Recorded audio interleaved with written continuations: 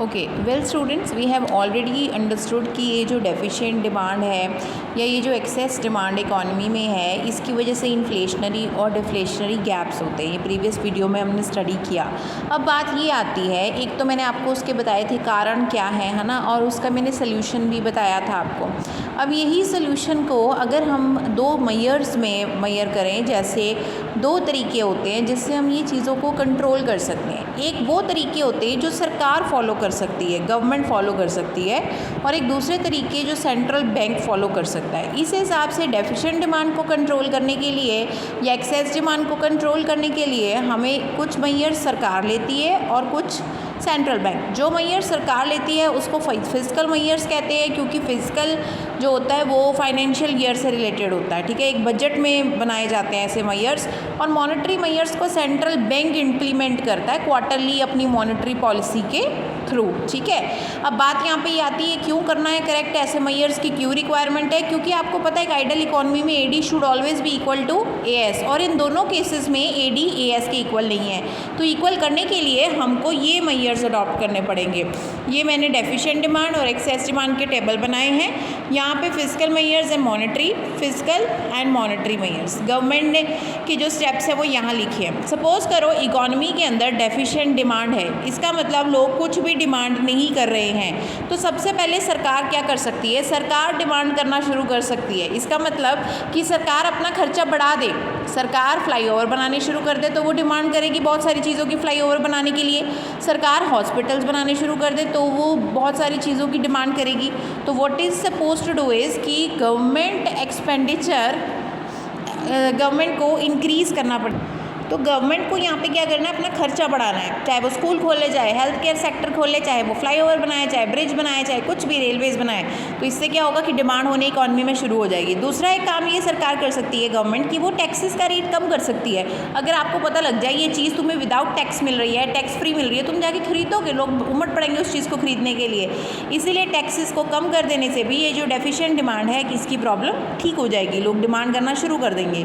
अब monetary Myers में क्या है? सेंट्रल बैंक क्या कर सकता है? सबसे पहले तो लीगल रिजर्व रेशो याद करो। लीगल रिजर्व रेशो में कैश रिजर्व रेशो और स्टैट्यूटरी लिक्विडिटी रेशो, दो तरह की रेशोज आती हैं। अगर हम इनके रेट को कम कर देंगे तो क्या फ़ायदा होगा कि इकोनॉमी के अंदर जो मतलब कमर्शियल बैंक है जिसने इन रेट्स को मेंटेन करना होता है। फॉर एग्जांपल, अगर सेंट्रल बैंक ने कमर्शियल बैंक को बोला है कि तूने 10% अमाउंट अपने पास रख के बाकी लोन में देनी है, ठीक है, एक वो केस है। और दूसरा उसने बोला कि तुम इस रेट को कम कर दो, 5% अपने पास रखो, बाकी लोन दे दो। इसका मतलब इकोनॉमी में लोन बढ़ जाएंगे और लोग फिर डिमांड कर सकते हैं। इसका मतलब एलआरआर को कम करना है।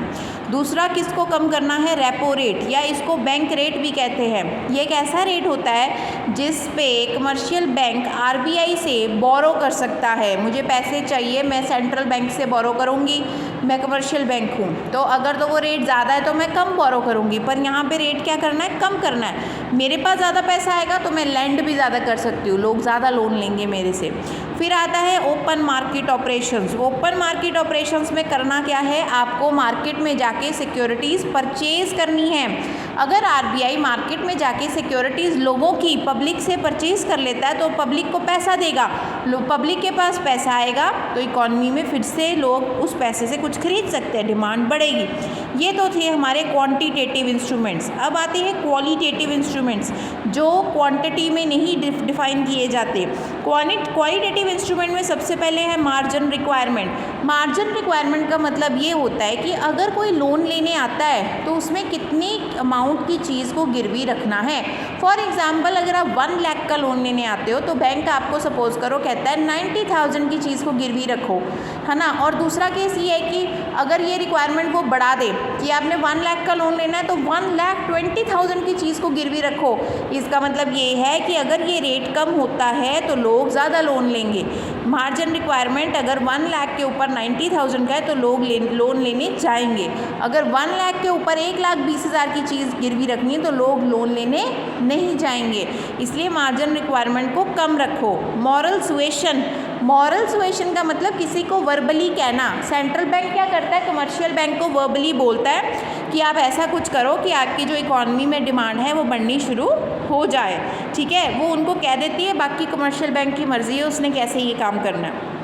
और एक काम दिया जाता है सिलेक्टिव क्रेडिट कंट्रोल। क्रेडिट का मतलब होता है लोन देना, तो सिलेक्टिवली कुछ चीज़ों को कंट्रोल करना। फॉर एग्जांपल वो कमर्शियल बैंक को कहती है कि प्रोडक्टिव लोन दो जिससे आगे प्रोडक्शन हो सकती है एग्रीकल्चर में, इंडस्ट्री में, ठीक है। स्पेकुलेटिव लोन मत दो, जैसे लोगों ने सट्टा लगाना है, लोगों ने मार्केट में पैसा लगाना है, उसके लिए लोन ले रहे हैं, वो लोन मत दो। वो वाले लोन दो जिससे इकॉनमी में डिमांड बढ़े चीज़ों की। अगर आज कोई घर के लिए लोन लेने आएगा तो घर बनाने के लिए 1000 चीज़ों की डिमांड होगी, इकॉनमी में डिमांड बढ़ेगी, ठीक है। तो प्रोडक्टिव लोन देने हैं यहाँ पर। तो ये थी डेफिशिएंट डिमांड को कवर करने के तरीके। एक्सेस डिमांड को कवर करने के लिए बिल्कुल उल्टा कर देना है हमने।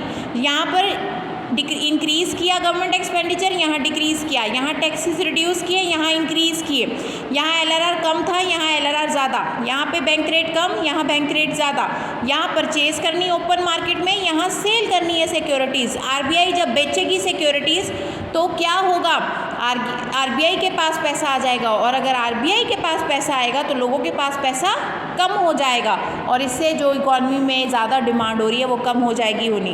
क्वालिटेटिव के अंदर मार्जिन रिक्वायरमेंट बढ़ा दो। अब 1 लाख की प्रॉपर्टी के लिए 1,20,000 की चीज़ गिरवी रखनी है, तो मार्जिन रिक्वायरमेंट बढ़ गई है ना, और इस वजह से लोग लोन लेने नहीं जाएंगे, तो डिमांड एक्सेस की अपने आप कम हो जाएगी। मॉरल सुएशन, कभी कभी बैंक्स को वर्बली सेंट्रल बैंक कहता है कि आप कुछ ऐसे मेजर्स लो जिससे कि एक्सेस डिमांड कंट्रोल हो जाए। तो these scenarios are exactly opposite to each other. अगर एक समझ में आ गया तो दूसरा automatically will be clear to you. Okay, I hope this became the easier concept for you now.